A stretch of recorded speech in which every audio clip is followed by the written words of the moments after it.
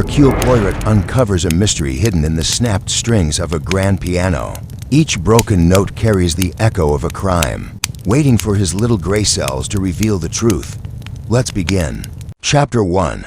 The disjointed grand piano strings night fell over the opulent halls of Belvedere Court. With a soft, shimmering hush, the evening was supposed to mark the crowning achievement of Lady Margot Selwyn's annual soirée. Gathering whispered about in the upper echelons of London society for its eccentric grandeur, dazzling conversation, and above all, the legendary musical interlude. Candles flickered within crystal sconces, gilded mirrors reflected the silks and jewels of 100 guests, and a faint perfume of gardenias lingered in the air. The centerpiece of it all, waiting in silent anticipation, was the grand piano, a Bessendorfer Imperial, the pride of Lady Margot's collection. Freshly tuned and draped in black velvet, the air was thick with expectation. Among the crowd moved the host herself, tall and hawk-eyed. Her famous silver hair swept into a coronet. Her daughter, Celeste, was seated with a clutch of guests. Near the garden doors, her pale beauty a subject of many whispered remarks, her composure never wavering, though her gloved hands seemed to twist in her lap when she thought herself unseen. In the far corner, Lord Ashcombe sipped whiskey, eyes narrowed at his rival in the music world, the renowned composer Gustav Reinwald, who ran long fingers over his cravat and offered sly witticisms. To the art dealer beside him, the guests were a catalogue of society and talent, the pianist prodigy Ivan Drakovsky, barely 22 and already spoken of in reverent tones, the sharp-witted Mrs. Araminta Walsh, who'd published two scathing biographies in as many years, and Dr. Nathaniel Brandt, a somber physician who seemed always on the periphery, his gaze settling everywhere and nowhere. Just after 10, the time arrived for the highlight of the night, the performance of Reinwald's newly composed suite, a piece written for Belvedere's own piano, rumored to contain secret motifs dedicated to Lady Margot's late husband. Reinwald stepped forward. To applause, bowed extravagantly, and settled at the piano. Silence fell, expectant and brittle. He pressed the first key. A jarring, discordant note shattered the hush. Guests exchanged startled glances as Reinwald hesitated, tried again and again. An ugly, grating sound issued forth, wrong and wild. The composer's hands hovered, bewildered. As whispers began to snake through the room, Lady Margot rose in confusion, her composure wavering for the first time. "That's impossible," she murmured. "The piano was tuned only this morning by my own hand." A thin, anxious laugh escaped Drakovsky, who darted forward, lifted the velvet covering, and gasped. The entire interior of the Bessendorfer lay in chaos. The thick bass strings had been violently snapped and rewound around the hammers, and a torn scrap of sheet music, its edge scorched, and words barely legible, was knotted between the broken wires. The mechanism was ruined. Panic rippled outward. Gustav Reinwald recoiled, ashen face, clutching the score he'd brought to play. Who could have done this? He stammered. A hush deeper than before settled over the guests. For all the noise and glitter of Belvedere Court, there was something cold and sharp now in the air, a sense of intrusion, of violation, that went far beyond vandalism. For on the ruined sheet music, visible to all, were 3 words scrawled in thick black ink: "I will return." In the chaos that ensued, servants were summoned, doors were locked, and Lady Margot's composure returned, now laced with ice. "No one is to leave until we understand what has occurred. There's more at stake here than music." Her words carried the weight of unspoken secrets. The guests, some indignant, some frightened, gathered in uneasy clusters. Eyes darted from one face to another, suspicion blooming like a poisonous flower. Lord Ashcombe accused Drakovsky in a drunken slur. Celeste sobbed softly, refusing to explain why. Reinwald crumpled onto a settee, his hands trembling. Somewhere in the background, Dr. Brandt observed in silence, jotting quick notes in a small black book. The night's magic was shattered. In its place remained only unease, fear, and the knowledge that someone in that gilded room had turned an instrument of beauty into a message of dread. And as the guests murmured and accused, no one noticed the arrival of a small, neat man standing just within the shadow of the main entrance. His mustache was immaculate, his eyes bright with curiosity and calculation. Hercule Poirot had come to Belvedere Court. Chapter 2. The first closed great hall of Belvedere Court remained sealed. A gilded cage for a company now restless and unsettled. The servants moved with uncertain urgency, drawing heavy curtains and muting the world outside. Poirot, standing unobtrusively near the entrance, surveyed the scene with keen, measured eyes. He had arrived scarcely 5 minutes before calamity struck, a fortuitous circumstance or, as he sometimes liked to think, the working of a subtle fate. Lady Margot, mastering herself with a visible effort, addressed the assembled guests in a tone that brooked no dissent. Until this outrage is explained, none may leave the house. Inspector Charles Worth is on his way. Please remain where you are. Her eyes flicked over the group, searching for weakness, rebellion, or fear. Poirot, quietly accepted by the staff and familiar enough to Lady Margot from previous society encounters, slipped into the role of silent observer. He made his way to the grand piano, the ruined instrument now the epicenter of dread. He leaned in, examining the snapped wires and the singed scrap of music. With gloved hands, he lifted the scorched sheet gently, revealing jagged edges as, though torn in haste or rage, he studied the message, "I will return." The ink was thick and crude, the hand disguised. The letters themselves were pressed with different weights, betraying agitation, but the formation of certain letters, particularly the looping R, suggested someone with musical habits, someone used to annotation. Poirot made a mental note.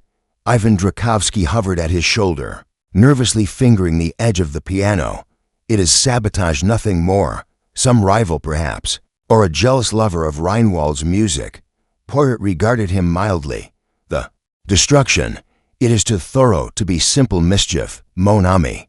The breaking of the bass strings, it requires knowledge, yes, and a certain strength. At that moment, Mrs. Walsh bustled forward, her notebook already half filled with hurried impressions. Someone must have come in through the garden doors, she declared. I heard footsteps on the gravel during dinner, soft, but hurried. Dr. Brandt spoke up from the sidelines, his gaze steady behind his spectacles. The doors were locked after dusk, at Lady Margot's request.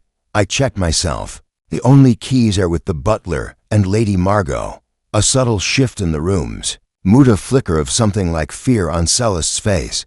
Poirot caught it, catalogued it. He watched as Lord Ashcombe, in his cups, pointed a wavering finger at Drakovsky. You're always jealous of Reinwald. What's to stop you from smashing the instrument so you could not be shown up? Drakovsky flushed angrily. I would never harm an instrument, let alone one so fine. And where was your lordship? During dinner, Ace MMM. Not at the table the whole time, I noticed. The accusations, half-formed and frantic, began to swirl. Poirot, in his unhurried way, examined the other details. The velvet piano cover, he noted, was not simply lifted but folded with unusual precision, suggesting care even amidst destruction. A faint, unfamiliar scent lingered on the keys, violets, perhaps mixed with something chemical. A servant approached with a trembling curtsy. Monsieur Poirot, there is something else. The back corridor, someone left muddy footprints, leading to the service stairs. They are very small, like a woman's shoe. Lady Margot blanched. That wing is private. No one outside the family or closest friends would have any business there. Her words seemed meant for someone in particular. Poirot thanked the girl, his mind already racing through possibilities. He retrieved a handkerchief and, with deliberate care, wiped a tiny smear from the edge of the torn music charcoal, not ink, as though someone had burned a drawing before hiding the evidence among the wires. As the minutes stretched, guests grew edgier. Celeste now stood, white-knuckled, near her mother. Mrs. Walsh scribbled observations with the furtive air of one already composing a chapter for her next book. Reinwald was silent, brooding, eyes fixed on the floor. Poirot stepped back, considering. Already the night had yielded more than one secret, a message of vengeance, traces of violence and precision, and the unmistakable scent of fear. But he was certain these first clues were only the beginning, and every detail, however minute, would soon reveal its significance. Outside, distant thunder rumbled. a reminder that the night was far from over.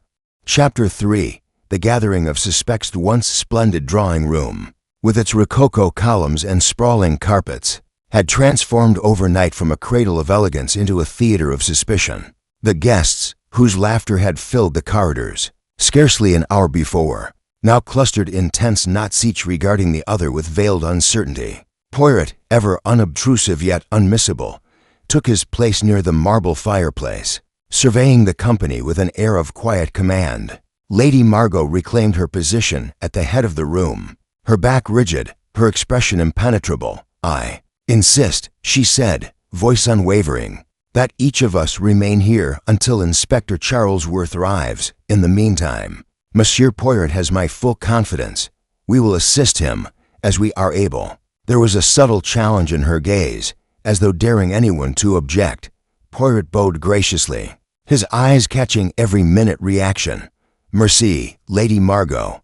I will begin with introductions. Each of you, s'il vous plaît, tell me your relation to Belvedere Court, and your whereabouts during dinner and the interval before the performance." The first to speak was Lord Ashcombe, his bravado slightly diminished by the gravity of the moment. "I have known Margot for decades," he declared. "I arrived late, had a brandy in the library, and joined the table as the soup was served. I visited the music room only briefly, to admire Reinwald's score at his invitation. I might add, Ivan Drakovsky, arms folded and jaw set, offered a brittle smile. I was at the table from the first course. I spoke little, preferring to listen. The piano was my interest, my passion. I would never harm it, nor would I sabotage another's performance. It is not my way." Mrs. Araminta Walsh, ever brisk, interjected next. "I am here at Lady Margot's invitation. As a chronicler of musical affairs, I kept to the main rooms, making notes and observing the guests. I did hear footsteps near the garden, as I mentioned before. My own movements were strictly public, and my only aim was to witness genius at work." Her gaze flickered pointedly to Reinwald. Gustav Reinwald himself, normally so assured, now appeared shrunken in his chair. "I spent the hour before the performance in solitude, reviewing my score. Lady Margot can confirm I was in her husband's study, which she allowed me to use for inspiration. I left only when summoned for the performance. I am devastated." Celeste Selwyn, pale and nervous, spoke quietly, almost inaudible. "I dined with everyone else. I excused myself briefly after dessert to fetch my shawl. I saw no one, only heard the storm brewing outside. I returned as the guests began moving to the music room. Dr. Nathaniel Brandt, his tone clipped, spoke. Last, I serve as Lady Margot's physician and friend to the family. I was present throughout dinner, save for a brief moment to answer a telephone call, urgent business from the hospital. I left the table and returned quickly. I found nothing amiss." Poirot's eyes lingered on each speaker, studying the minutiae of their mannerisms, the quickening pulse in Lord Ashcombe's throat, the tightening of Celeste's hands, the almost theatrical defensiveness of Drakovsky. Every alibi was noted, but so too were the gaps, moments unaccounted for, emotions just beneath the surface. With introductions completed, Poirot prompted a servant to fetch the guestbook. "Let us see, madam," he said to Lady Margot. "Who else may have entered Belvedere Court this evening?" The guestbook, a heavy leather-bound ledger, showed only the names present. Yet Poirot noticed a faint indentation, as though a name had been written and erased. A subtle current ran through the room, a ripple of discomfort, as if the walls themselves were listening. Poirot fixed his gaze on the scorched music scrap, then back to Reinwald. "This sheet, can you tell me from which work it came?" Reinwald faltered, eyes darting to Celeste, then away. "It is not from my published repertoire. It resembles a private composition, a theme I once played for someone dear." "Secrets," Poirot murmured, almost to himself. "We all have them, yes, and sometimes it is not what is said, but what is left unsaid that matters." Thunder rumbled outside, but in the drawing room, it was only the storm of hidden motives that now began to build. Chapter 4. Poirot arrives drawing room, thick with the scent of wax and the stifled anxiety of its inhabitants, grew more claustrophobic with each passing minute. The storm outside thrashed the windows, but all eyes were on the small, Perfectly composed man now rising to his feet near the fireplace. Hercule Poirot immaculate suit, glossy patent shoes, and mustache groomed to a point commanded attention without raising his voice or demanding it. It was as though every nervous glance and murmured suspicion was quietly drawn toward him. Lady Margot, still standing guard at the front of the room, gave a nod of recognition. Monsieur Poirot, as you are no stranger to the family and as the circumstances are so extraordinary, I beg you to take charge until Inspector Charlesworth arrives. Poirot inclined his head, his gray eyes coolly surveying the guests. It is most regrettable, madam, that such a night of beauty and art has turned to distress. But let us trust in order, yes? Even the greatest of storms can be measured and understood. His voice was gentle, but with a steel beneath it. He turned his gaze first upon the ruined piano. Moving closer, inspecting the knots and scorched paper again, he asked, softly but firmly, "Who last saw the instrument before the performance?" Drakovsky spoke up. "I did, before dinner. I ran a scale or two. Lady Margot asked me to ensure it was in tune." Poirot nodded, and it was perfect, not a note out of place. Poirot's eyes swept the room, noting the tremor in Drakovsky's voice. He turned to Reinwald. "And you, monsieur, you composed the piece to be played tonight?" Reinwald nodded, visibly shaken. "It was written for Lady Margot, in memory of her late husband. Only she and I have seen the score. I left it atop the piano this afternoon." Lady Margot added, "The keys to the music room are kept with me. No one should have had access after the staff set the hall." Poirot moved on, pausing before Mrs. Walsh. "Madam, your reputation as an observer precedes you. Did you see anything out of place before the crowd entered for the performance?" Mrs. Walsh pursed her lips. "I thought I saw a shadow at the west window, but when I looked again, there was nothing. Perhaps it was only the trees." Poirot made a note, moving to the guest book on the console table. He traced the faint indentation left by the erased name, but said nothing for now. Instead, he examined the muddy footprints the servant had reported. Just visible beyond the edge of the carpet, a woman's shoe, delicate, perhaps size 4 or 5. He compared this to the shoes of Celeste, who had retreated to a small sofa, her shawl wrapped tight around her. Celeste noticed his glance and blushed, her eyes darting to her mother. "I only went upstairs for my shawl," she said defensively. "I didn't go near the service wing." Poirot offered a comforting smile, but made a mental note of her tension. He returned to the center of the room, looking at each guest in turn. One thing is certain: the crime required knowledge of music and a familiarity with Belvedere Court, and perhaps also a motive that is both personal and powerful. A silence fell, broken only by the rain against the windows. Poirot, unhurried, allowed the tension to build. "We must consider not just what happened, but why and for whom this message was intended. I will return. It is a promise, not merely a threat. The hand that wrote it is both vengeful and confident." Lord Ashcombe bristled as if about to protest, but Poirot held up a finger. "Please, my lord. All in good time." Poirot glanced at his watch, noting the passage of time. "We must preserve the scene, examine the guests' whereabouts, and look more closely at this music, both the destroyed piece and Reinwald's score. The answer, I suspect, is already among us, waiting to be coaxed into the light." As Poirot settled into his role, the sense of unease shifted, now tinged with the hope, or fear, that the truth would soon be found. Each guest retreated inward, preparing to defend secrets they scarcely dared admit, even to themselves. Chapter 5. Initial interviews began as the clock on the marble mantelpiece rang 11. The guests of Belvedere Court were led by Poirot one by one into the smaller, tapestry-lined morning room. The official investigation would wait for Inspector Charlesworth, but for now, Poirot's process was both precise and quietly unnerving. Lady Margot was first. She sat upright, hands folded tightly, chin raised. "Monsieur Poirot, I have nothing to hide. The piano is the soul of this house. I would sooner harm myself than see it so defiled." Poirot offered a sympathetic nod. "Your loyalty is beyond doubt, madam. But tell me, was there anyone in your staff, or among tonight's guests, with cause for resentment? Anyone who might feel wronged?"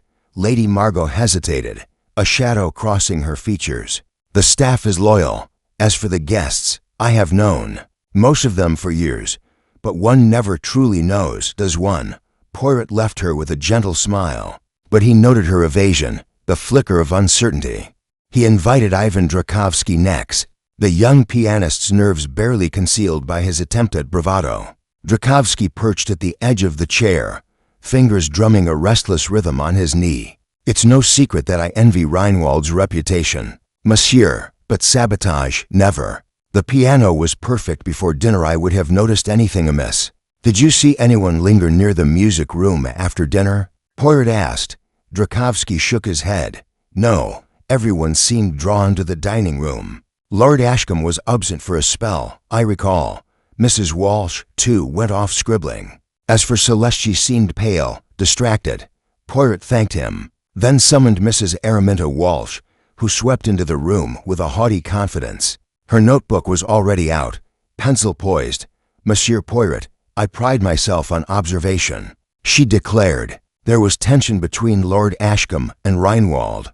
Lady Margot kept glancing at her daughter, and Dr. Brandt received a call that upset him. I myself heard soft footsteps outside just before the performance, but when I looked, I saw only shadows and the storm. Poirot's gaze sharpened. Did you see or hear anything unusual near the service wing? Mrs. Walsh considered. A door creaked. I thought it was the wind, but perhaps no. I cannot say for certain. Poirot let her go, her lips pursed. In frustration at the absence of a revelation, Gustav Reinwald was next, hands trembling, eyes haunted. This was meant to be a tribute, monsieur. Lady Margot's husband was a patron of my music. My gratitude is sincere. I used the study to gather my thoughts, as is my habit.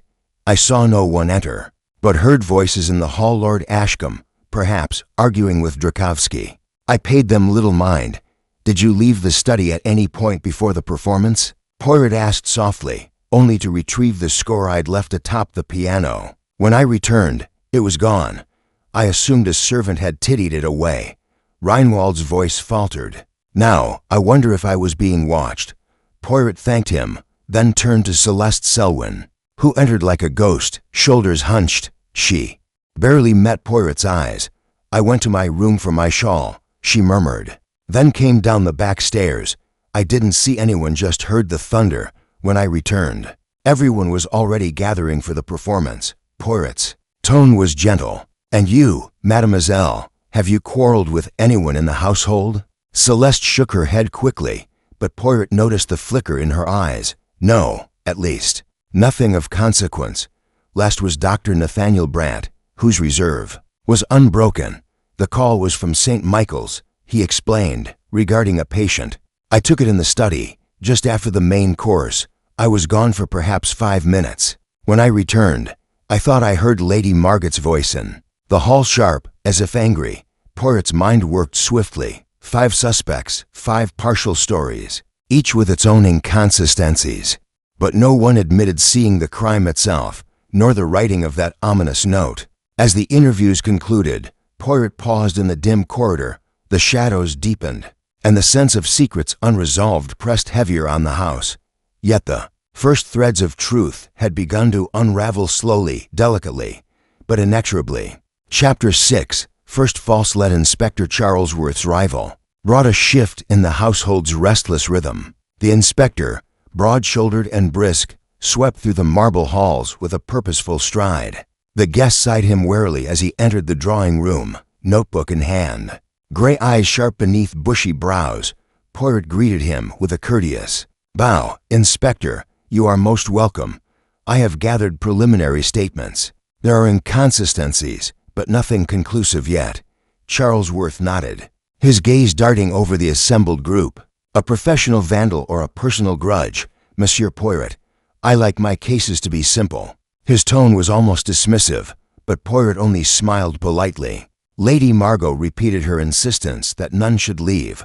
Charlesworth agreed, then turned to the guests with a firm voice. We will proceed systematically. He began with Lord Ashcombe, who shifted in his chair, looking equal parts defiant and weary. I've already said I spent much of dinner in the library, joined the table late, and left once for a cigar. I admired Reinwald's music before anyone else arrived in the music room.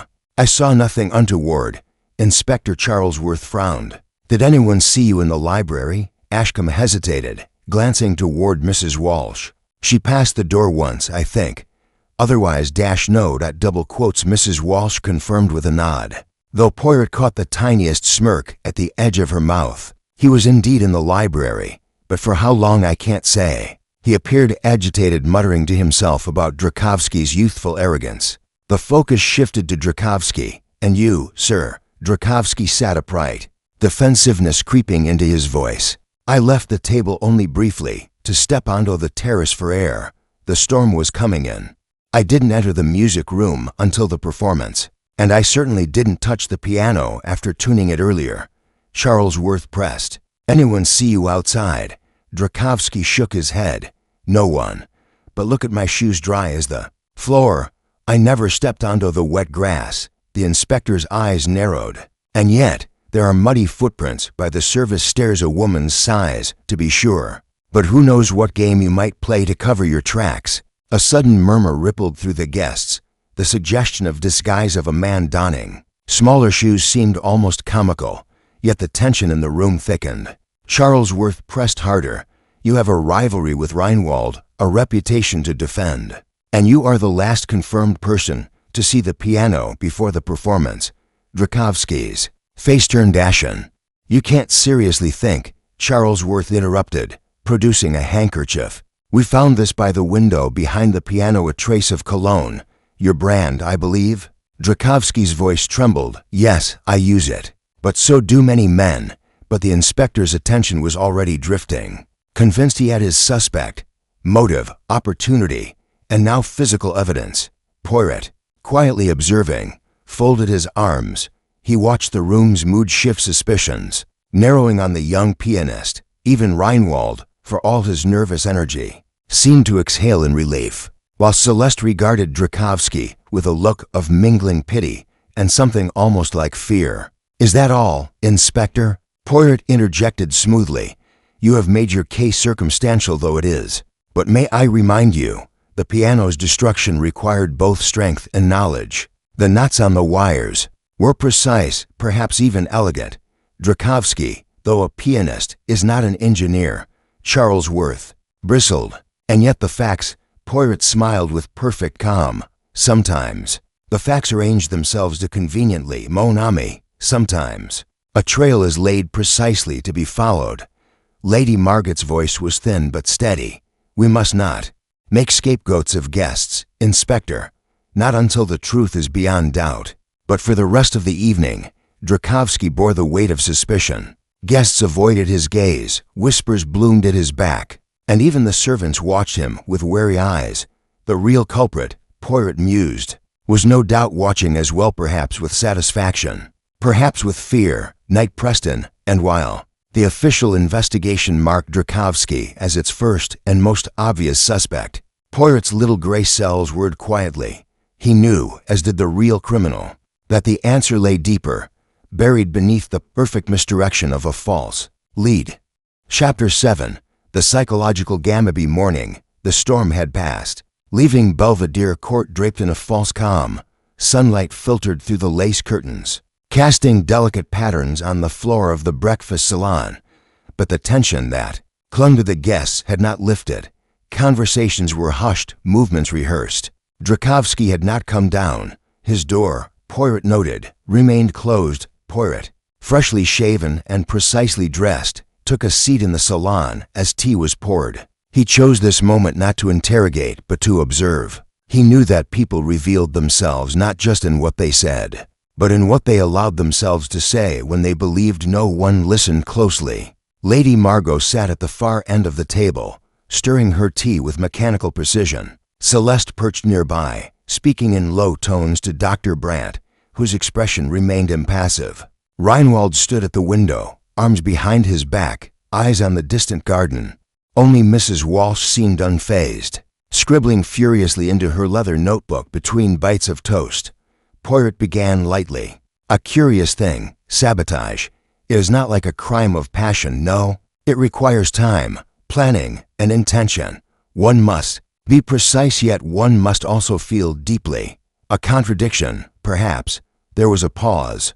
Then Mrs. Walsh glanced up with a sardonic smile. "Are you saying the saboteur is both a romantic and a mechanic?" "Perhaps," Poirot replied. "Or someone with strong feelings disguised beneath calm habits." Celeste flinched visibly. Lady Margot shot her a glance, but said nothing. Poirot continued, voice soft. "To mutilate a piano, that is intimate. A violation of something. Beautiful, like tearing pages from a lover's letter. Such destruction it speaks of betrayal." Reinwald turned sharply from the window. "Are you suggesting I betrayed someone, monsieur?" "I suggest nothing, monsieur. I merely reflect. But tell me, was there once, shall we say, affection, between you and someone in this house?" Reinwald hesitated, then said, "Lady Margot's late husband was my benefactor. I respected him and her." Poirot raised an eyebrow. "Respect is a fine thing, but I asked about affection." Lady Margot interrupted, voice cool. "Monsieur Poirot, Gustave's relationship with my family has always been above reproach." "Been, sir," Poirot said smoothly. "Yet even the most respectable sentiments can become twisted, non?" No one answered. Poirot shifted focus. "And you, Mademoiselle Celeste, your eyes, they carry shadows. Have you also been betrayed?" Celeste's teacup rattled slightly against its saucer. I don't know what you mean." "But you do know," Poirot said gently, "that someone in this house is not what they appear. Perhaps you saw something you dismissed. Perhaps you heard something in passing an argument, a cry." "I was in my room," Celeste said quickly. "Only for a few minutes. Alone." "Yes." Poirot let the silence stretch. Dr. Brandt spoke next, clearing his throat. "Are we to assume Drakovsky is no longer your primary suspect, monsieur?" "Assume nothing," Poirot said lightly. "I consider all possibilities. But if Drakovsky is innocent, the implication is clear. The true culprit sought to frame him. And that, my friends, is far more interesting." The room seemed to still be there. Poirot continued, turning slightly toward Lady Margot. "I wonder, madam, if the motive lies not in ambition, but in legacy. Your late husband's memory, his possessions, his influence, this house, this piano, they are symbols of something powerful. To desecrate them, it is to challenge that legacy, yes?" Lady Margot stared at him, lips parted, but gave no reply. Poirot rose, brushing a non-existent speck from his sleeve. "Merci for your company. I shall take a walk through the study. Sometimes the room remembers more than the people inside it." He turned, but paused at the door. "One more thing," he said, almost idly. "Whoever wrote 'I will return' made a subtle mistake. They believed they were invoking fear. But what they truly revealed was needed, the desire to be seen, to be felt even in absence." He exited without waiting for a response, leaving behind a room tingling with exposed nerves. Chapter 8. A secondary mystery study. Where Gustav Reinwald had composed his tribute was a long, oak-paneled room, overlooking the southern garden. Books lined the shelves in tidy rows. A faded portrait of Lord Selwyn hung above the hearth, his stern gaze cast eternally downward toward the antique writing desk now partially open. Poirot stepped inside, hands clasped behind his back, his polished shoes silent on the thick rug. The room had not been disturbed overnight. Even the fireplace ashes were cold, untouched. He moved to the desk and examined the open drawer. Inside lay music notation paper, neatly stacked, and a slender fountain pen with dried ink crusting its tip. Yet something was out of place. A corner of a page stuck out awkwardly torn, not trimmed. Poirot eased it out. It was a letter, unfinished. The handwriting is delicate and precise. "Dearest Celeste, I know now that I cannot perform this deception any longer. Your mother suspects nothing, but the rest had been hastily torn away." Poirot folded the letter carefully, his expression unreadable.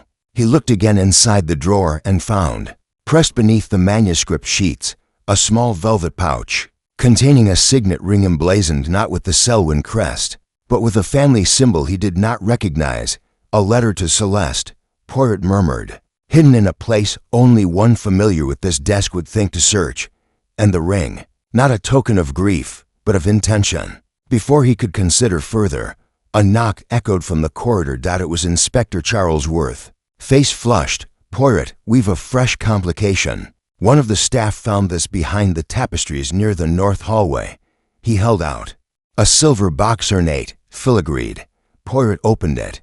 Inside was a half-empty vial and a neatly folded handkerchief, stiff with residue, arsenic. Charlesworth muttered grimly. The bottle's label was scraped off, but we ran the fluid under. Test, someone in this house attempted to poison another. Poirot frowned, and yet no one fell ill, not visibly.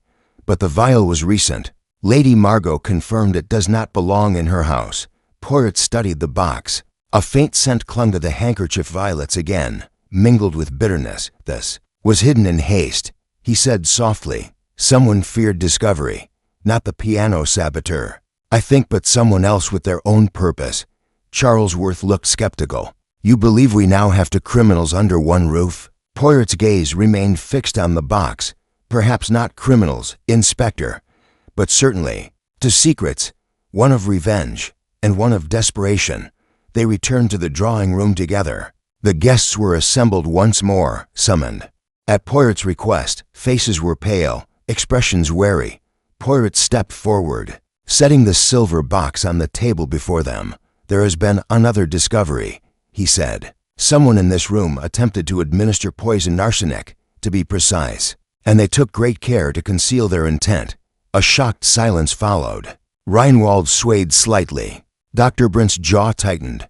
Surely, Lady Margot said sharply, you don't believe one of us is capable of such a thing? Madam, Poirot replied gently, I believe any of us are capable of many things under the correct pressure. Celeste looked away. Her fingers clenched tightly in her lap. Poirot addressed her directly. Mademoiselle, I found a letter half-written in the study, addressed to you. Its tone was confessional. Celeste's eyes widened, but she said nothing. Poirot turned back to the group. This poison plot may not be connected to the piano's destruction, but it tells us something essential. There are hidden currents in this house, emotions not yet acknowledged, dangers yet unrevealed. Inspector Charlesworth stood stiffly. We will question everyone again and search every guest room. Poirot gave a small nod.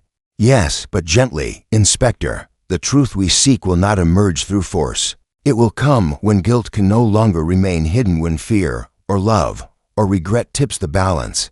As Charlesworth began to organize the staff, Poirot lingered. Near the silver box, eyes thoughtful, two crimes, two veils, and someone perhaps not the same person was beginning to lose control. Chapter 9. Hidden Connections. Poirot remained seated in the drawing room long after the others had dispersed. A low fire burned in the grate, crackling softly beneath the weight of silence. He did not need to move. The pieces of the puzzle were beginning to shift on their own. A discreet knock at the door interrupted his thoughts. It was Miss Celeste. Selwyn, she entered hesitantly, shawl wrapped around her shoulders, the dark rings beneath her eyes betraying a sleepless night. Monsieur Poirot, she whispered, may I speak with you? Poirot gestured to the chair across from him. Of course, mademoiselle. I am always at your service. She sat, gaze fixed on her hands. You found a letter in the study. I did. It was not written by Gustave. It was written by someone else. Poirot's brow lifted slightly. And how do you know this? Celeste hesitated. Because I received the first half of that letter, weeks ago. It was left on my pillow, unsigned. I recognized the handwriting, though. And whose hand was it? Mademoiselle, her voice dropped. Dr. Brent's. Poirot said nothing at first. Then, you believe he was confessing something. He loved my mother once. Celeste said, voice trembling. Before she married my father. I found out only recently. I confronted him. He denied it at first. But then he tried to warn me. He said something had been put in motion. Something he couldn't stop. Poirot leaned forward. Did you tell your mother? No, Celeste whispered. She would never forgive him, or me. Poirot nodded slowly, his mind turning. And, the ring I found on the desk, it's not father's, she said. I think it belonged to someone who visited this house long ago. My mother keeps mementos. Some she hides, some she forgets. She looked up, eyes damp. What's happening here, Monsieur Poirot? Is this really about music? Poirot met her gaze with gentle firmness. Non, mademoiselle. It is about legacy, and the lengths to which people will go to protect or destroy it. After she left, Poirot summoned Dr. Brant, the physician. entered with composed precision, but his eyes betrayed an edge of wary calculation. "You wish to see me?" he asked evenly. Poirot gestured to the chair. "Only briefly, Doctor. I have been considering the various relationships in this house. They are more intricate than they appear." Dr. Brant said nothing. Poirot continued. "For instance, you once loved Lady Margot. That much is now apparent." Brant inhaled sharply, but did not deny it. Poirot pressed gently. "And her daughter, what is she to you?" Brant's voice was taut. "A patient, and someone I tried to protect from." "What?" Brant's lips thinned. "Lady Margot's world is one of artifice, appearances, expectations. Celeste has always been different, sensitive, too aware." Poirot nodded. "And you feared she might be harmed, poisoned, perhaps?" Brant stiffened. "I didn't place that box there, but you knew something was amiss." The silence that followed was telling. "I found the letter, Doctor," Poirot said softly. "You were going to confess something until you tore the page away." "Why?" Brant looked away. "Because I realized it wouldn't change anything. Some truths only destroy." Poirot watched him carefully. "You are not the saboteur. Of that, I am increasingly certain. But you are keeping something buried, and in this house. That is dangerous." Brant stood. "We all have our ghosts, Monsieur Poirot." After he left, Poirot turned back to the fire, where shadows danced like silent witnesses. The web was tightening. The poisoning, the destroyed piano, the hidden letter, the erased name in the guest book, all threads woven around the same cord. Later that day, a maid brought news. While dusting the guest corridor, she had discovered a discarded glove behind a settee, delicate, lady's size, stained faintly with soot. Poirot examined it closely. Inside the wristband was embroidered a name, nearly worn away with time. Marianne, not Celeste, not Lady Margot. Poirot's eyes narrowed. There was no Marianne among the guests. At least, not officially. Chapter 10. Poirot's secret clue. Evening drew its long shadow over Belvedere Court, gilding its marble columns in soft gold. The drawing room, once again prepared for guests, remained half empty. Most had retreated to their chambers or wandered in silence. But Poirot stayed active, his mind sharper than ever, piecing together fragments with fastidious care. The discarded glove had become his point of focus. Marianne, a name that did not appear on the guest list nor in the servants' records. Yet, someone had worn that glove, someone who had been in the north corridor near the study, near the piano room, and close enough to soot-stain the fabric. Someone not meant to be seen. Poirot requested to inspect the household storage room, located behind the east stairwell. It was Lady Margot's private domain, where keepsakes from past seasons were stored: costumes, letters, trunks, forgotten furniture. A reluctant housemaid unlocked the door under Poirot's quiet instruction. Inside, dust hung thick in the air. The scent of aged cedar and old perfume lingered faintly. Poirot moved with slow precision, trailing gloved fingers along shelves, opening a cracked trunk, peering into old hat boxes. In one, nestled under a yellowed opera program, he found a stack of envelopes tied with black ribbon. The top letter bore a name, Marianne de Lorme, addressed from Paris, dated 17 years earlier. He scanned the first paragraph. It was affectionate, effusive, written by a woman to Lady Margot. The tone shifted in the next letter: anger, disappointment, betrayal. Words like inheritance, contract, and unfair reappeared across the pages. One final letter, unsigned, bore only 2 words: UO. Poirot did not take the letters. He left them exactly where they were, but their contents whispered answers. Marianne de Lorme had once been close to Lady Margot, perhaps a companion, perhaps something more, and she had not been pleased with how things ended. On his return to the main hall, Poirot passed by a small alcove near the dining room, one he had ignored until now. The sideboard was undisturbed except for a faint smudge along its lower panel.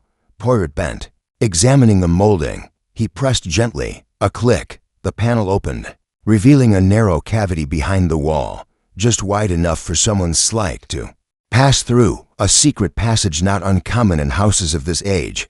But why here, and who knew of it? Poirot stepped inside. The passage was cool, the air stale. It led behind the walls toward the music room.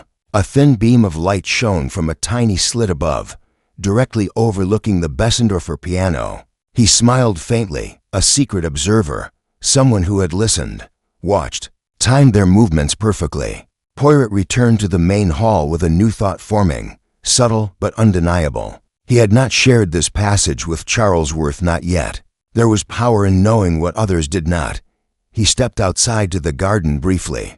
Reinwald was smoking beneath the arbor. His shoulders hunched, coat unbuttoned despite the chill. Poirot joined him without a word. At length, Reinwald said, "I've always known someone resented my success, but I never imagined it would come to this.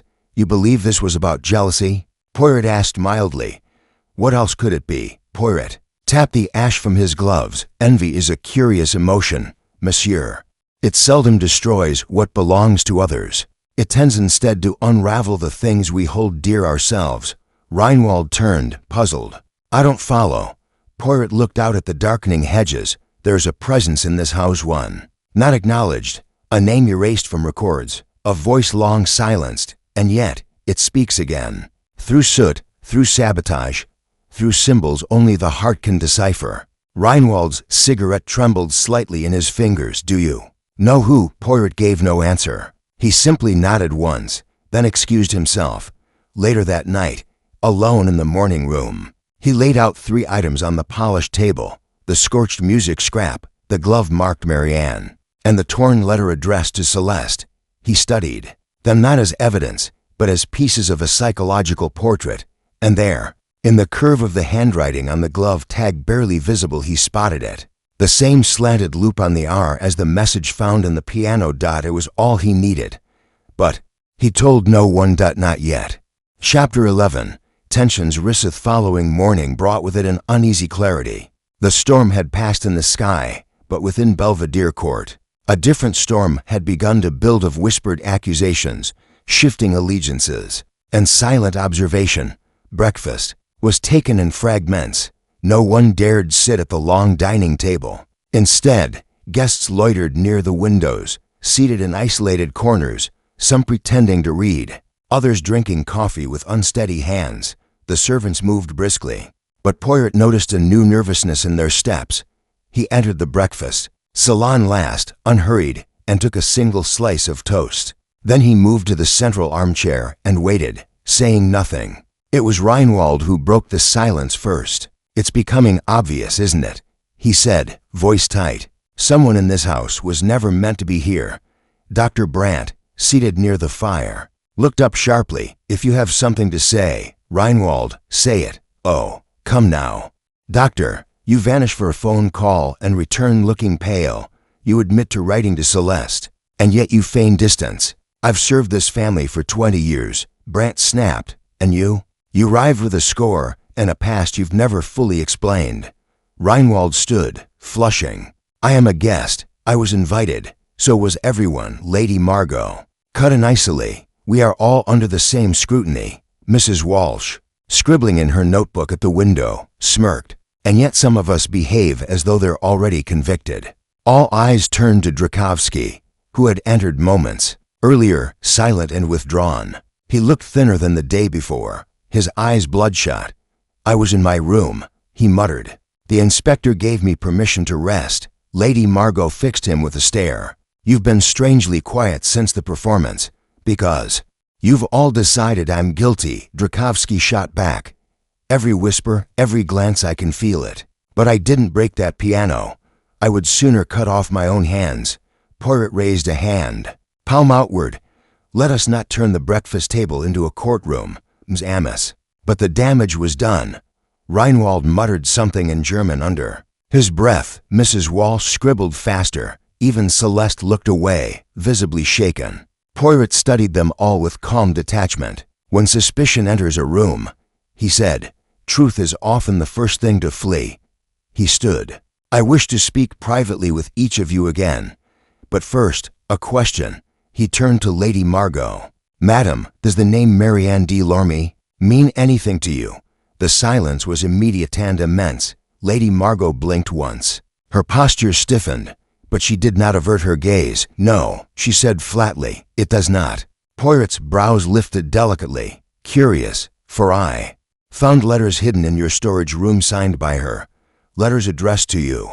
A flicker passed through her expression, something far older than fear. I had forgotten. You do not strike me as the forgetful type, madam. Margot's jaw tightened. Marianne was a companion of sorts. Long ago, she fell out with the family over what? Lady Margot hesitated. It was personal and irrelevant. But she stayed at Belvedere Court. She did, for a time, and she left angry. Yes, the word came out sharp as cut glass. Poirot nodded slowly. I thank you for your honesty. Reinwald looked from Poirot to Lady Margot, eyes narrowed. So now there's a ghost in the walls. Is that what we're saying? Not a ghost, Poirot said softly, but perhaps a shadow, one that someone here has not quite escaped. Dr. Brandt rose abruptly. This is absurd. We should be cooperating, not indulging in phantoms. Poirot merely looked at him. And yet, Doctor, ghosts are often born from the living regrets. Debts, betrayals, they cling where truth is not spoken. Tension crackled again. Everyone seemed to look at someone else. Poirot took one final sip of tea, then placed his cup down with precision. I suggest everyone remain within sight of one another. Secrets thrive in isolation. He stepped out of the room, leaving behind a silence heavy with unfinished conversations and rising suspicion. Behind him, the fractures among the suspects deepened, each wondering who might speak next or what might finally come undone. Chapter 12. The confrontation house had grown quiet again, to quiet, the kind of hush that trembles beneath polished surfaces, ready to crack. Poirot, now in the library, requested only one guest be brought to him, Mrs. Araminta Walsh. She entered with her notebook tucked tightly beneath her arm, expression amused, but with a twitch of defensiveness behind the eyes. Monsieur Poirot, she said lightly, are you hoping I'll provide your grand conclusion? Poirot gestured to the chair opposite him. Madam, I believe you see more than you allow. Your observations, they are too precise to be mere habit. She smiled, guilty. I've always taken notes, since childhood. I find people reveal themselves in the space between what they say and what they choose not to. Poirot leaned forward slightly. Then perhaps you will indulge me. Tell me again where you were between dessert and the piano performance. I mingled briefly, then slipped away to write some impressions. The garden terrace is ideal for such reflection. Poirot tilted his head. Indeed, the terrace was swept this morning. No trace of your footprints, madam, nor a seat disturbed. Mrs. Walsh paused. I stood near the threshold. Poirot's eyes narrowed with precision. Then how did your shawl found near the north hallway end up with soot on its hem? Her mouth opened, then closed. The corner of her cheek twitched. I passed that way later. The servants had left the area unlocked. Poirot said nothing for a long moment. Then, softly, did you go there? Or were you following someone? Mrs. Walsh stiffened. What are you suggesting? I suggest nothing, Poirot said with a slight smile. Only that your keenest observations always seem to occur from shadows. She crossed her arms. I saw nothing of use, just nervous, pacing, mutters, secrets traded with glances. Between whom? Her voice lowered. Brandt and Lady Margot. Twice I saw them speaking away from others, and once Celeste. She passed a folded note to someone I couldn't identify. Poirot gave a small nod. And you did not think to mention this before. I'm not in the habit of airing whispers. Without certainty. But you recorded them, Poirot murmured. Mrs. Walsh stood abruptly. If I'm being accused, you are being questioned, madam. Calmly, respectfully. Poirot rose, too, gaze never wavering. You have concealed movements and withheld impressions. For what purpose? She didn't answer immediately. Then, because I didn't trust you. Not at first. Poirot studied her beat longer. Then I ask one final question. The erased name in the guest book. Did you see it? Her expression shifted just slightly, just once. No, she said. Poirot inclined his head. Merci, madam. After she left, Poirot summoned Drakovsky. The young pianist entered like a man awaiting a sentence. His voice was hoarse. I assume this is about the viol, or the glove, or the piano. Poirot gestured for him to sit. No, monsieur, this is about you. Drakovsky blinked. You came here with a chip upon your shoulder, Poirot said. but also with fear, not of being surpassed but of being exposed. What do you mean? You tuned the piano before dinner. You noticed something unusual, didn't you? The pause was too long. Poirot continued. The soft pedal. It had resistance.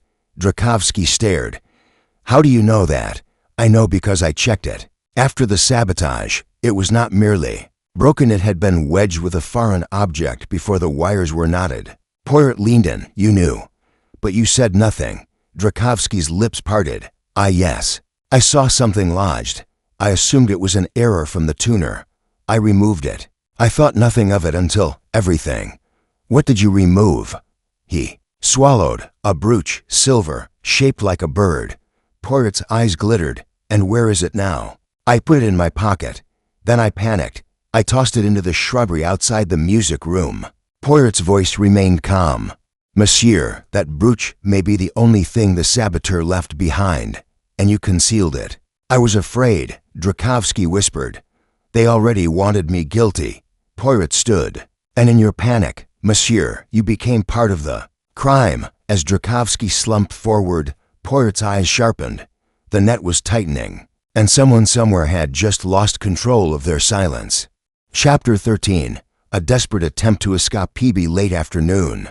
The atmosphere in Belvedere Court had curdled into something brittle and watchful. Doors creaked slowly. Conversations ceased too quickly.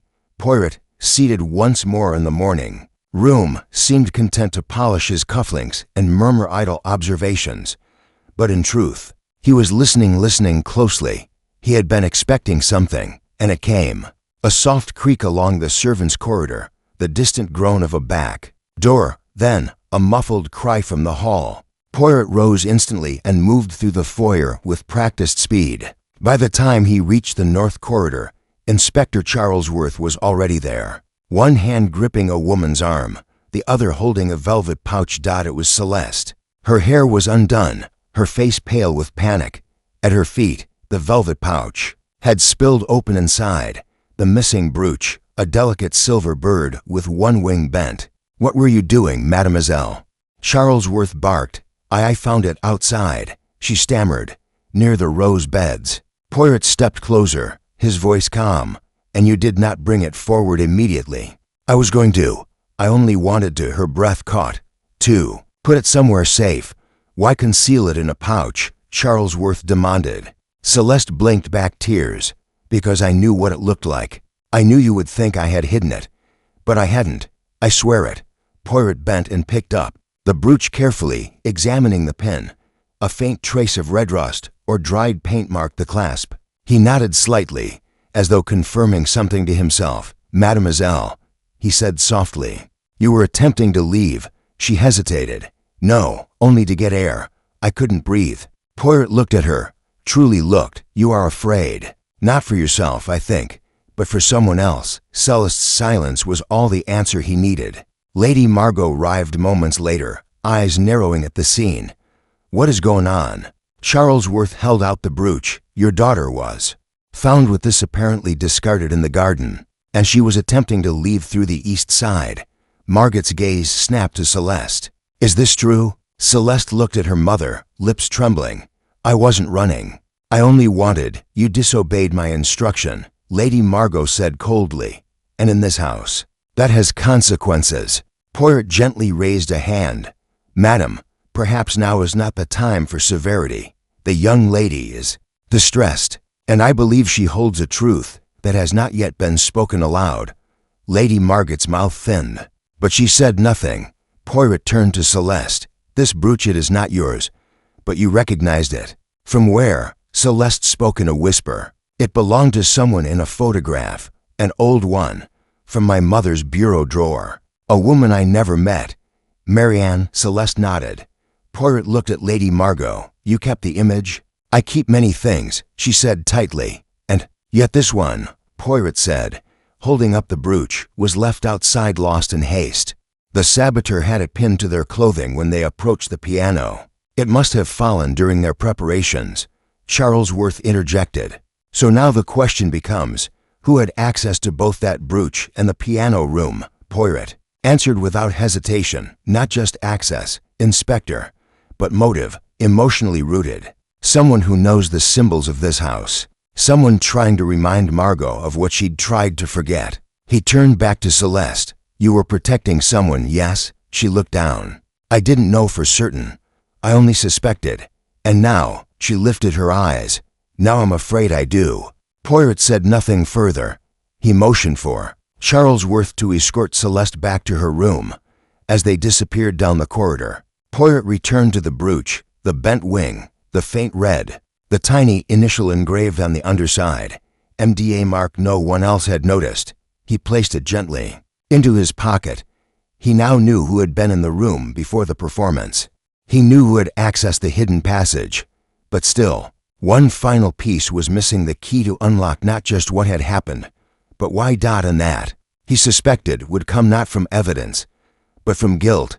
Chapter 14. The final piece falls into Placide halls of Belvedere Court had taken on a strange stillness, no longer the hush of secrecy, but the quiet of an impending reckoning. The guests sensed it. They spoke less, listened more, and no longer pretended not to notice Poirot's movements. Even the walls seemed to wait. Poirot, however, did not hurry. In matters of truth, he believed timing was paramount. He returned once more to the music. Room empty now save for the ruined Bessendorfer and the ghost of the performance that never was. The late afternoon light stretched long fingers across the floor, catching the deep scratches left by the saboteur's tools. He studied the scene again, this time not as a detective, but as the saboteur might have. The route taken, the angle of approach, the place where the brooch might have fallen. He crouched by the left side of the piano bench, brushing his fingers along the rug. A faint indentation, circular and shallow, as if something round and heavy had rested there briefly. A small music stand, a jewelry box, or a locket. Poirot stood. He reached into his pocket and withdrew the brooch once more, turning it over. With care, the initials MD were delicately inscribed, nearly invisible unless one knew to look. The craftsmanship was French, unmistakably so, not something easily purchased in London. He crossed the room and unlocked the small cabinet where Reinwald had left his composition folder. The sheet music inside was scattered now, disordered since the night of the performance. One corner was folded sharply, not by accident. Poirot eased it open and saw what he had missed before, a faint watermark at the edge of the page. De Lorme Atelier, Paris. He smiled slowly. The same atelier that had engraved the brooch. The same city from which the letters had come. The connection was complete. Reinwald hadn't just composed the piece for Belvedere Court. He had done so with borrowed pages, stationery meant for someone else, for Marianne de Lorme. Poirot left the room with quiet certainty. He did not yet summon the others, not yet. Instead, he found Lady Margot in the conservatory, seated alone beneath the hanging orchids, a cigarette holder dangling loosely from her fingers. You look as though you've come to deliver a sentence, Monsieur Poirot, she said coolly. Only a question, Poirot replied, though I believe you already know which one. She took a long drag, exhaled without hurry. You want to know why I never mentioned Marianne? Yes, she was my sister. Poirot said nothing, only waited. She was unstable, brilliant in her own way, but obsessed with fairness. She believed my husband had promised her a trust. When he died, and the papers said otherwise, she thought I'd conspired to rob her. Did you? No. Margot's lips curved, but without humor. But I didn't help her either. I didn't correct the story. I let her believe I'd won. Poirot's voice was very quiet. And she left. She left the country. Vanished. A year later. I received the last letter. No return address. I kept it. And tried to forget. Poirot nodded once. You have a daughter. Margot's gaze hardened. You think I would hide something so? Poirot raised a hand. Forgive me. That was not the suggestion. But Celeste has lived with questions. She has the face of someone raised in an echo. Margot's composure cracked only slightly. She's never known the full truth. About the family. About what was taken. I tried to keep her safe. Poirot studied her. And now someone seeks to remind you of what you buried. Margot crushed the cigarette into the ashtray. Then let them come. I'm not afraid. Poirot turned to leave, then paused at the threshold. There is one more truth still hiding, madam. one that will not stay silent much longer. As he walked away, the scent of orchids followed him down the hall, cloying, lovely, and fading fast. Chapter 15. The final gathering bell. In the main corridor rang twice, once low, once sharp. Not the call for dinner, nor a routine announcement. It was Poirot's signal, and in Belvedere Court, everyone understood what that meant. Slowly, with cautious movements and eyes that no longer met each other freely, the guests assembled in the grand salon. The room had been reset since the night of the failed performance, cushions realigned, candles relit, and the broken piano left untouched like a relic preserved for judgment. The storm had not returned, but an unnatural stillness pressed against the windows. Heavy and expectant, Lady Margot sat in her high-backed chair near the fireplace, spine rigid, her expression unreadable. Her gloves were gone, and her pearl necklace twisted loosely between her fingers. Across from her, Celeste hovered near the hearth, visibly drawn, her hands locked before her in a silent plea for strength. Reinwald stood to the left of the ruined Bessendorfer, his gaze on the floor. Drakowski positioned himself near the far window, arms crossed. Dr. Brandt took a chair beside the bookshelf and remained motionless, while Mrs. Walsh settled beside a lamp, notebook in hand, prepared to document every breath. Poirot stood at the center of the room, unhurried, composed, and perfectly still. Inspector Charles Worth entered last, glancing quickly round. "They're all here," he muttered to Poirot, who nodded slightly without turning. Poirot waited until the room had stilled entirely, then began, "Mesdames et messieurs," he said gently, "you have been most patient. I thank you. We are gathered not for accusation, but for clarity. A crime was committed here, subtle, psychological, deliberate, not for profit, not for spectacle, but for something far older and deeper." His gaze swept across the room. "You see, the sabotage of the piano, the written message, the brooch. The panic it caused was only the surface. The true disturbance began not 2 days ago, but many years before. It was not a single act, but a long silence." He stepped closer to the shattered instrument. This piano chosen, not at random, it was more than an object. It represented tradition, legacy, power. It was, in its own way, a monument. And someone chose to break it as one might deface a statue. Not out of chaos, but out of meaning. Murmurs rippled. Poirot raised a finger. But to understand the act, one must understand the person behind it. And that person does not begin here. She begins with a name unspoken in this house for nearly 2 decades. He turned toward Lady Margot. Marianne de Lorme. The name fell with the weight of a dropped curtain. No one moved. She lived here, Poirot continued, as a companion, a guest, perhaps even more. She was close to Lord Selwyn, too close. She believed she would be provided for, but she was not. When Lord Selwyn passed, she was quietly dismissed. No scandal, no confrontation, just absence. Lady Margot's face remained still, but her knuckles had whitened. "Marian left," Poirot said, "but she left behind a truth, a daughter. And the one person who knew both the truth and the child was you, madam." Now Lady Margot looked up. Her voice was cool, but brittle. She was unwell. She could not raise a child. "I gave Celeste the life she deserved." Poirot inclined his head. "Indeed, you gave her shelter, education, elegance, but not the truth. And it is true, Ms. Amos, that we are always chasing, even when we don't realize it." He turned to Celeste now, voice gentler.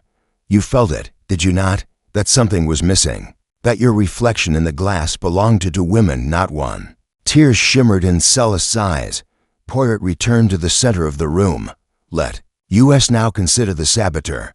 Someone who knew Marianne, someone who knew Celeste's lineage, someone who believed the time had come for the forgotten to speak again."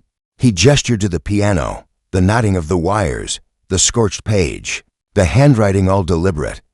The message was left not for the world, but for Lady Margot. He took out the brooch and held it up, found near the piano, bearing the initials M.D. worn once by Marianne, and most recently by someone who wished her memory to return. Eyes turned across the room. Reinwald took a step back, but Poirot made no move toward him yet.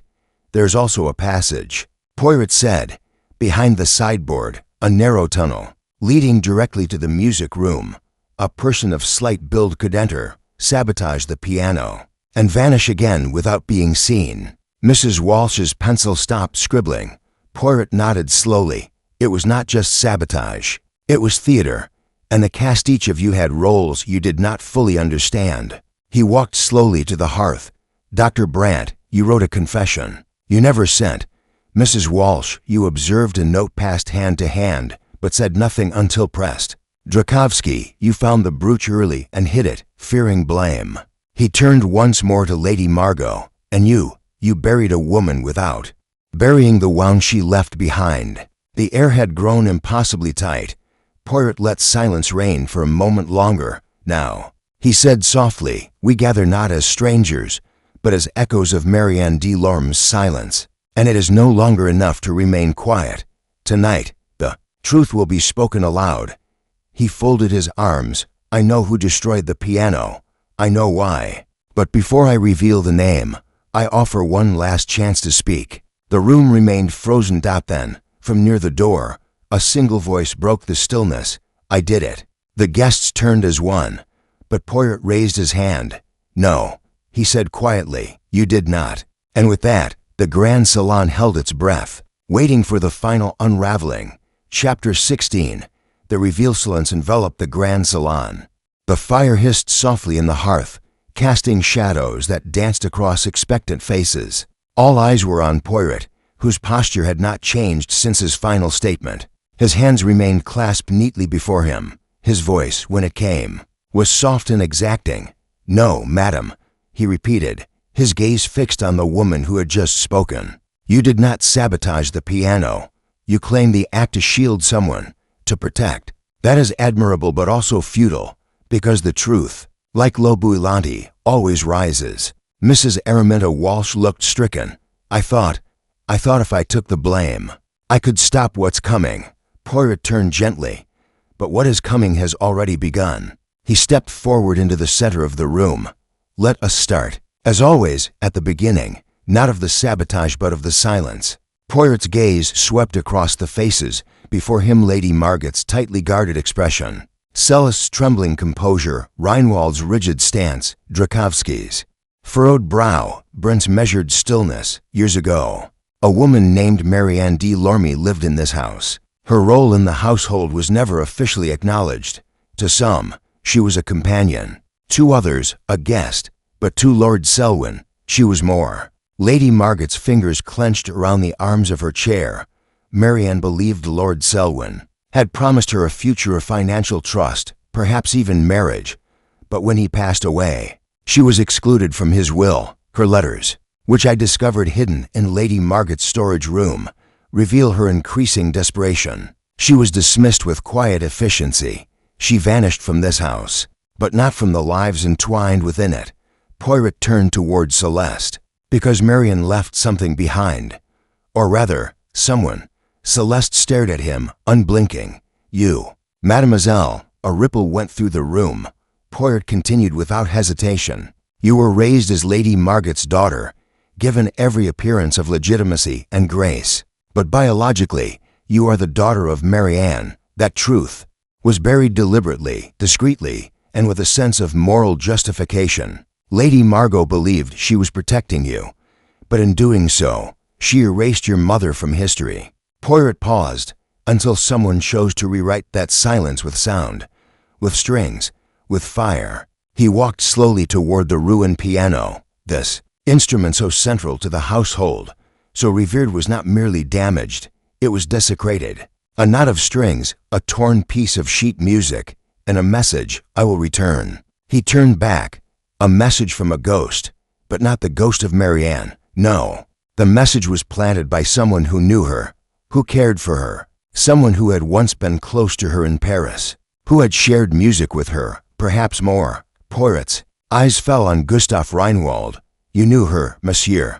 Reinwald opened his mouth, then closed it. His fingers tightened at his sides. Yes, Poirot said simply. You were young, struggling. Marianne supported your early compositions. You never forgot her. And when you learned that she had been cast aside, forgotten, you were outraged. Poirot's tone grew sharper. You accepted Lady Margot's invitation under the guise of performing your new suite. But you came here with purpose. You arrived early. You explored the house. You found the hidden passage behind the sideboard. You slipped into the music room and sabotaged the piano carefully. Deliberately, Poirot moved toward the writing desk and withdrew a folded sheet of music. "This page," he said, holding it up, "is from Marianne's own stationery. You used it not out of necessity, but as a symbol. You wanted Lady Margot to see it, to recognize the name, to feel guilt." Reinwald's voice, when it came, was hoarse. "I didn't want to frighten anyone, only her." "But you did frighten," Poirot said. "You let the suspicion fall on others, on Drakovsky, on Celeste. You never stepped forward." "I couldn't," Reinwald said, "not without destroying everything." Poirot shook his head gently. "You had already begun destroying. The piano was only the beginning. The brooch, the letters, the scent of violets, all of it carefully planted." Celeste spoke for the first time. "You knew her, my mother." Reinwald turned to her, his voice breaking. "Yes, she was kind. She loved music. She loved you." Tears welled in Celeste's eyes. Poirot stepped between them. "You meant to honor her memory, monsieur. But vengeance wears many masks. What you did was not justice. It was a performance. And though the audience was moved, the damage was real." Charlesworth moved toward Reinwald. "Is that a confession, then?" Reinwald nodded, defeated. "Yes." But Poirot held up a hand. "There's one final note in this melody." He turned to Lady Margot. "You have spent years denying the truth, not only to Celeste, but to yourself. You believed you could replace Marianne's presence with silence, that raising her child would erase the guilt. But you knew the truth would return. It always does." Margot stood slowly. Her voice, when it came, was a whisper. "She made me promise never to tell. She said if I ever did, she'd take Celeste back." "She was bluffing," Poirot said quietly. "She wanted you to acknowledge her, not hide her." Margot turned to her daughter. "I didn't want to lose you." Celeste's face was unreadable. "But I wasn't yours to keep." Poirot stepped back. "Now that the truth is spoken, there can be healing. But healing only follows honesty." Inspector Charlesworth placed a hand on Reinwald's shoulder. "We'll take him in. There'll be formal charges, but I suspect the judge will understand." Reinwald looked at Celeste one last time. "I'm sorry." She nodded faintly, then turned away. Poirot crossed to the window and looked out at the darkened lawn. Rain had begun to fall again, soft, steady, cleansing. Behind him, the house sat in silence. This time, not the silence of secrets, but the quiet that follows the final note in a very long, unfinished song. Chapter 17, Outcome, and Justice Serene continued into the night. A soft and steady curtain draping the grounds of Belvedere Court. It pattered gently against the tall windows of the drawing room, masking the faint creaks of the settling house. The storm that had once hovered, gathering tension like breath before a scream, had at last broken, and what remained was not peace, but a strange, echoing stillness. Gustav Reinwald had been escorted to the study by Inspector Charlesworth, who waited with quiet efficiency for his men to arrive from the local station. Reinwald had not protested. His confession, delivered more in sorrow than fear, seemed to have left him hollow. He sat beside the cold fireplace, hands clasped together, lips pressed in a line, as if bracing for a long-delayed punishment. Poirot had remained in the salon. So had the others, none of them eager to return to their rooms. The mystery, though solved, had loosened something deeper, a quiet unraveling of long-held assumptions. The silence that followed the reveal was no longer filled with suspicion, but with introspection. Lady Margot stood by the piano, her eyes on the instrument's shattered interior. She touched nothing, even in stillness. She retained her elegance, but the rigid grace had given way to weariness. A woman who had controlled so much of her world had been forced to face a truth she had kept buried in polished wood and embroidered silk. Celeste sat by the window. Her shawl had slipped from one shoulder, and her face was turned toward the glass. The reflection of the garden lights played across her features, but her eyes did not move. She had spoken little since Reinwald's confession, just a single nod, a single breath of grief. Dr. Brandt remained in a corner, hands in his lap, gaze lowered. Perhaps it was shame or quiet relief. He had protected Celeste, though not with truth. Now, he was not quite certain what role he still served. Drakovsky, once so defensive, had been the first to offer tea. In his own awkward way, he had tried to bridge the space between accusation and apology. Mrs. Walsh, though quiet now, kept her notebook closed. For once, the moment was too raw for documentation. Poirot rose from his chair at last and cleared his throat. It is not always a victory, Ms. Amos, to find the culprit. Sometimes it is only a release, and sometimes justice does not feel like triumph but necessity. No one responded, but all listened. Poirot turned to Lady Margot. You have endured a most personal revelation. I do not envy you, but you still have a choice. The truth, now uncovered, may be hidden again, or acknowledged. Margot did not look at him. She continued staring into the tangled strings of the piano. What should I do? Announce it to the world. Tell everyone I raised a child not my own in a lie. Poirot's tone softened.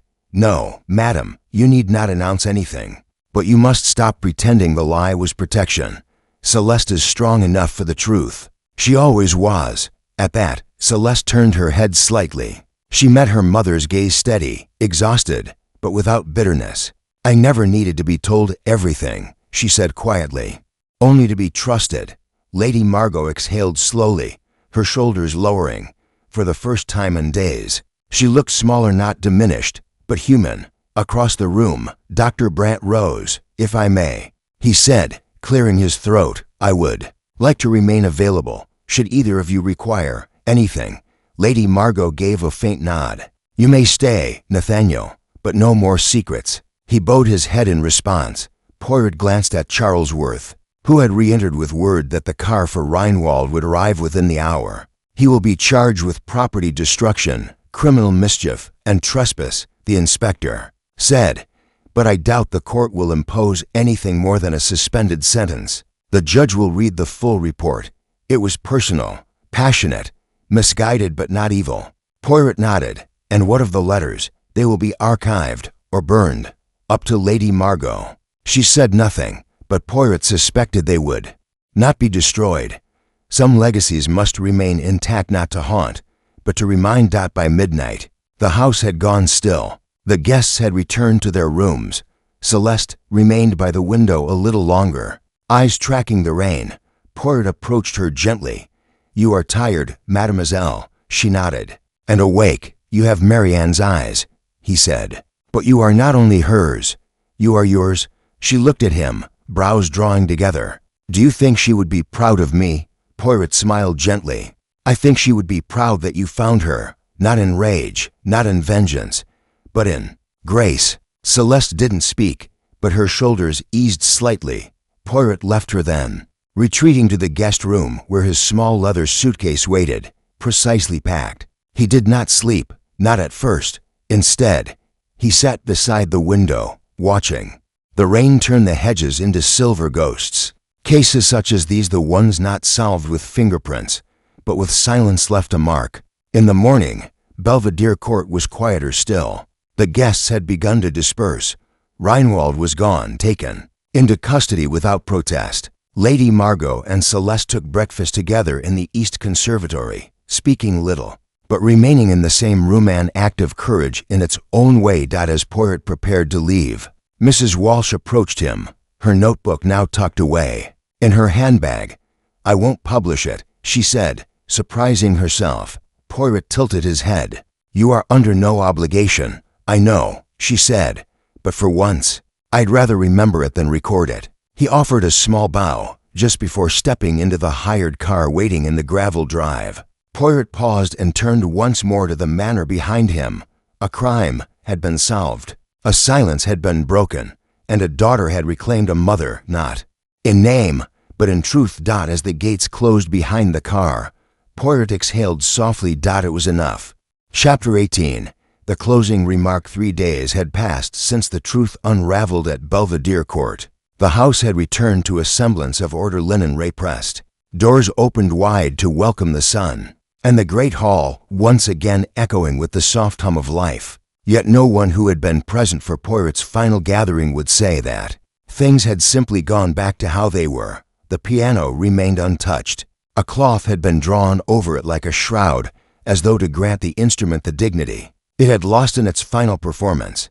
Lady Margot had not yet summoned the tuner. Whether from grief or respect or something deeper, she had decided to let the room stay silent. Poirot, meanwhile, remained one final day at the estate, at Lady Margot's quiet invitation. She had offered him the blue guest suite overlooking the eastern orchard. From there, he could see the hedgerow paths curling through the gardens and the long lawn, where Marianne de Lorme once walked with her letters in hand, her child asleep. Upstairs, her silence already beginning. That morning, Poirot took tea alone on the stone terrace. The breeze carried a note of lilac from the hedges, and the sky was gently overcast, as though not yet certain whether to rain or shine. He was contemplating the curl of steam from his teacup when Celeste appeared. She wore no makeup today, and her hair was drawn simply back. There was a certain grace to her stillness now, a kind of quiet power that had not been present before. Monsieur Poirot, she said, with a faint smile. He gestured to the chair across from him. Mademoiselle, I am most pleased. She sat. You're leaving today? Oui. The train for London departs shortly after midday.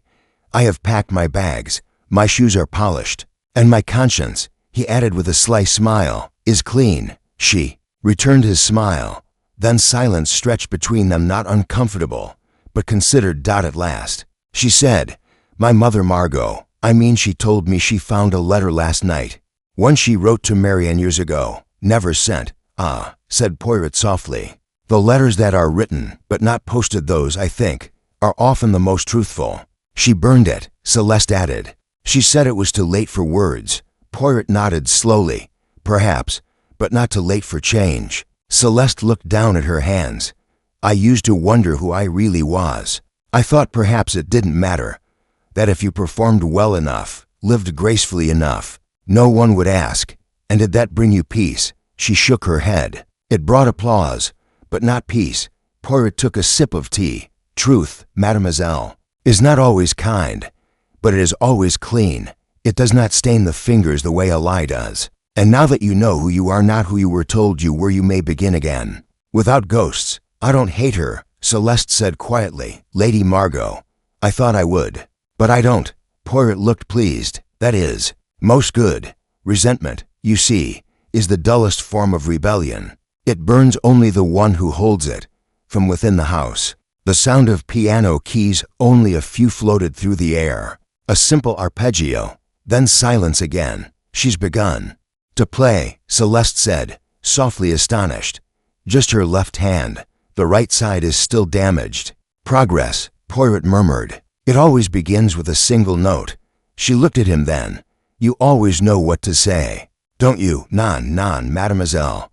I only listen more carefully than most. They rose a few minutes later, and Poirot retrieved his hat. From the hall, Lady Margot emerged from the music room, still wearing her gloves.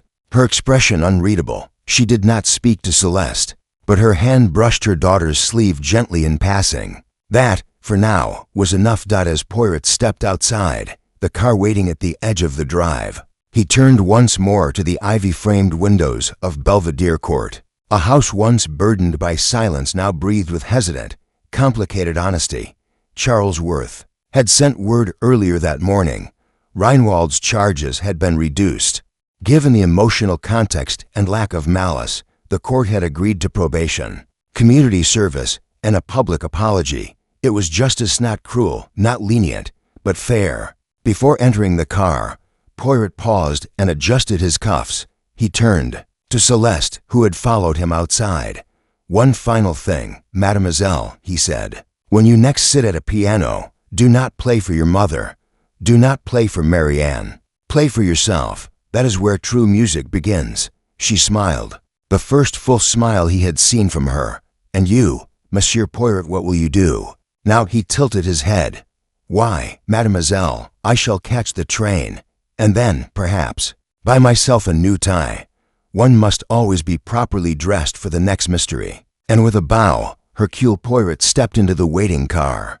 leaving Belvedere Court behind, its secrets unburied, its music broken, but beginning again. Chapter 19, Epilogue. The letter that was never posted in a lacquered desk drawer at Belvedere Court, tucked beneath old music programs and faded menus from long-past dinner parties. There remained a single envelope, cream-colored, unsealed, never sent. It bore no stamp, no address. Only a name, written in Lady Margaret's distinct scriptite, elegant, unmistakable. Marianne. The letter had been found after Poirot's departure. Celeste discovered it while looking for a scarf in the guest room Lady Margot once used as her private retreat. She almost set it aside, thinking it was another forgotten note. But something in the ink, slightly smudged at the corners, held her still. She did not open it right away. She brought it to the music room instead. The piano remained untouched, its broken strings now replaced, but still unplayed. A quiet tension lingered around it, like a wounded animal not yet ready to trust again. Celeste sat at the stool and placed the letter on the closed lid. She looked at it as if it might speak. It did not. Later that night, alone in her room, she unfolded the page. The handwriting was unmistakably her mother's, fluent, composed, but the tone was not. It was raw, vulnerable. You left without saying goodbye, perhaps because you believed I wouldn't stop you, or perhaps because you knew I couldn't. I have hated you for that, and I have missed you in equal measure. I told myself I was better than you, more composed, more capable. I told myself I could give Celeste a life you never could, that she'd never need to know your name. But every lie leaves a mark, and I see it now in her eyes, in the questions she's too polite to ask. You never really left this house. You linger in every corner. I tried to bleach it clean. I never meant to be cruel. I meant to survive. And I meant for her to survive with me. That is all. I don't know if I deserve forgiveness. I only know I am tired of silence. There was no signature, just that final line and steady. Unfinished. Celeste folded the letter slowly. She did not cry, not that night. But something inside her softened, settled. The next morning, she placed the letter in the family safe, not to hide it but to keep it. It would remain there, unopened by anyone else, but no longer buried. Later that week, she began to play again. At first, only brief passages, scales, broken chords, fragments of pieces she once played in secret. Then, one morning, she opened a folder of blank sheet music. She did not begin with a dedication, nor did she write her name at the top. She simply wrote the first note.